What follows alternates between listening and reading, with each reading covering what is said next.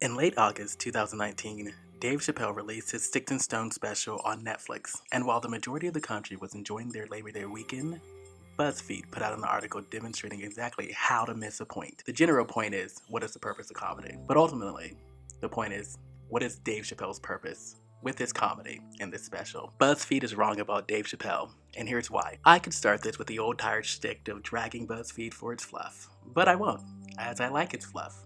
I routinely wake up and catch up on my Buzz fluff of the week every Saturday, so I won't. BuzzFeed knows what it is.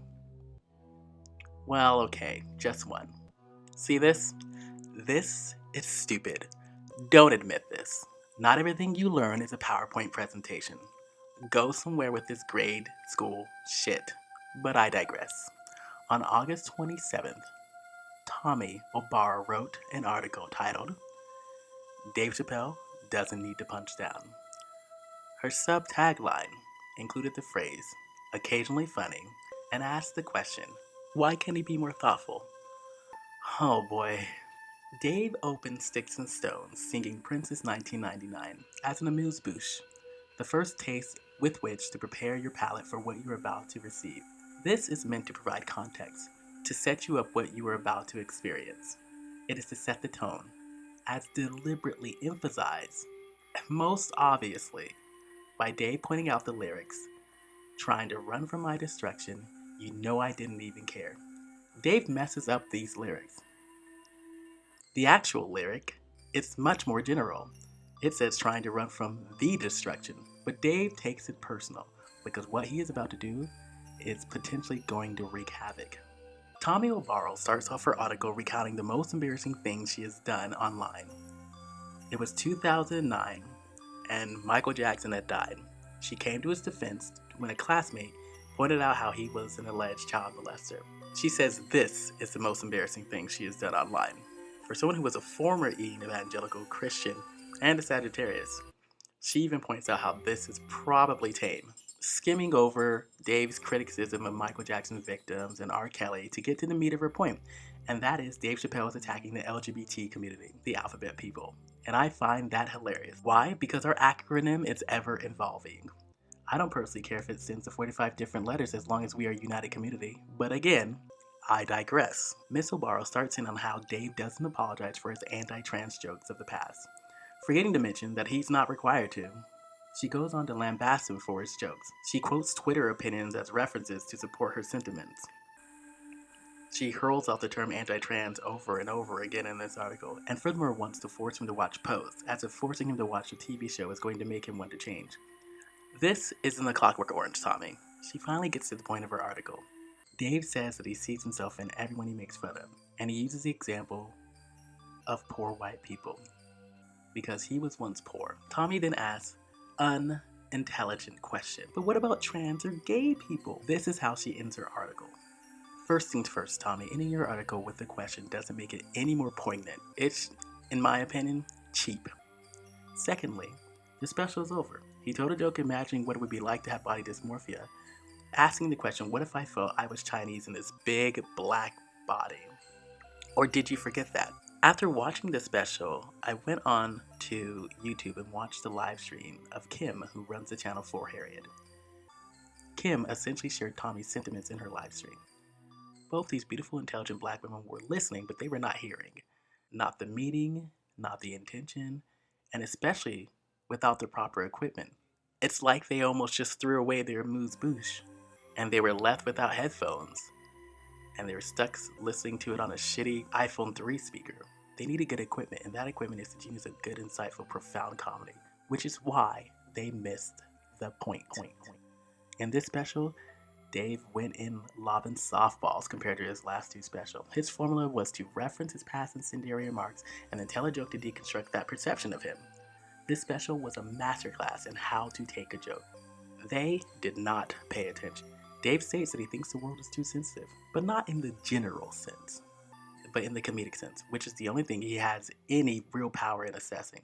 He can assess adequately whether or not a society can still take a joke. I mean, are we all too riddled with anxiety for possibly being triggered, that it triggers anxiety at the mere mention of a marginalized community? I think so, and it's ridiculous. Hilarious, but ridiculous. And I think Mr. Chappelle feels the same way too. That's where we are at. If you're not trans, you can't possibly know what it's like to be trans. And if you're not gay, you can't possibly know what it's like to be gay. These sentiments are partly true. I could argue that the Black experience and history in the United States is a good starting off point to understanding the alphabet people. Double consciousness is basically marginalized group Bluetooth. It comes standard and can connect us together upon request. So Dave can empathize with communities he is a part of through the Black perspective. Tommy argues that he separates Black and trans people. He sure does. Why? Because, as he stated, in his opinion, white males rule the world. Black trans women are at the bottom of the totem pole, and this is very clear. He knows he has to appeal to white, Becky trans women before he can even begin to address Black trans women. He'll lose an audience. He'll lose his audience. His audience will stop listening, so he won't be able to do any good if no one's going to listen to him and hear what he has to say. He knows that's not going to fly in Atlanta. No Black trans joke in Atlanta. Keep it neutral. Dave also didn't make any directly Black jokes. By their logic, he must not be empathetic to the Black experience anymore. These women want it both ways. They want activism and comedy. They want celebrities to make a stand, to use their platform for whatever their agenda is. But Dave is a comedian, and one of the very few with a platform that is hard to commandeer for your movement. Dave's platform is to express his silly little thoughts, and hopefully you'll find it funny. You can watch him giggle and enjoy himself at the absurdity of it all. He's at home, and yeah, maybe his jabs are a little pointy, and maybe he's taking himself a little too seriously, but he's not going to go on an apology tour for making jokes that didn't land. That's the nature of his job. Jokes sometimes just don't land. If we were to judge people not by what they say, but what they do in the context of the character, Dave has shown his character through actions. For years, he is a charitable, down-to-earth, approachable, genuine human being who has not let fame get to him, for the most part. He is refreshingly self-aware. Yet the point is missed, because his craft is so honed, the nuances are so delicate, but no one is picking up on this if they're only taking things literally. He's not like Kevin Hart, who I personally don't find more than humorous, and also comes off like he's above prejudice. That like, if somehow he repeats that he's not homophobic, eventually it will turn out to be true. Dave doesn't act like that. Dave doesn't say that.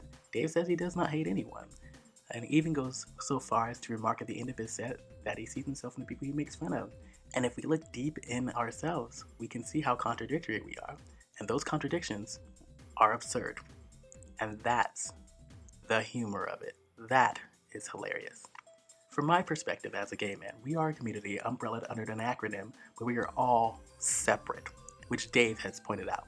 The unity of the gay community is full of tolerance. It is an intricate dance where balancing indifference and hypocrisy. Dave has picked up on that. Dave Chapelle doesn't hate trans people. He doesn't hate anyone. He just doesn't understand it. He finds the humor in it, and how dare a cis man have the wherewithal to see something as absurd? How dare he attempt to humble a community he's not a part of? I feel if the gay community could stop brown-nosing our factions and we were honest, we would benefit from humbling ourselves and realize that what we are experiencing is special. And special is always entertaining. Special is always fun. Special is always humorous. The absurdity of feeling left out of society for clothing and how you identify is a fucking joke. It's a bad joke, but nonetheless a joke. Dave doesn't have to be walking in trans marches around the world. He just has to afford everyone the same rights. He doesn't want to take anything away from the LGBT community. He just has to feel that we all deserve equality. And he has plainly said that. He isn't punching down. He can't be. At who? If we are all equal, then we can all be made fun of. No one, not you, not I, not black, nor white, not L, G, B, or T, and all the other letters, are above a joke.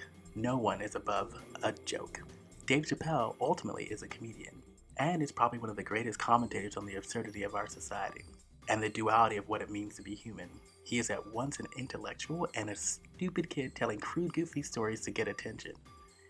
Even LGBT comedians believe Dave should be able to say what he wants. Good or bad is subjective, but what is not subjective is that they are jokes, and that's what Dave is going to do. He's going to tell jokes.